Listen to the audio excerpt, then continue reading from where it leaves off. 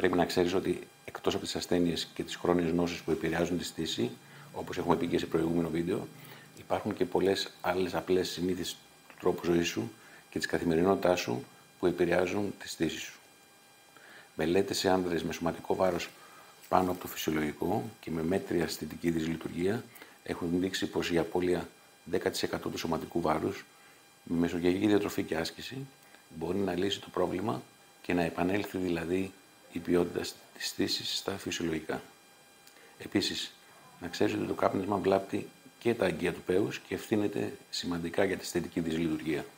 Η διακοπή του καπνίσματος επαναφέρει σιγά σιγά τα αγκία στην αρχική τους καλή κατάσταση. Το σύνθημα για καλή ποιότητα στήσεων με σκληρότητα και διάρκεια μπορούμε να το συνοψίσουμε στην ακόλουθη πρόταση, έτσι, για να το θυμόμαστε. Ό,τι είναι καλό για την καρδιά μας, είναι καλό και για τη στήση. Και αν υπάρξει πρόβλημα, όσο νωρίτερα αντιμετωπιστεί, τόσο πιο εύκολα και γρήγορα αποκαθίσταται και η στήση. Για να δούμε όμως μερικές απλές συμβουλές της καθημερινότητας που μπορούν να βοηθήσουν τη στήση σου.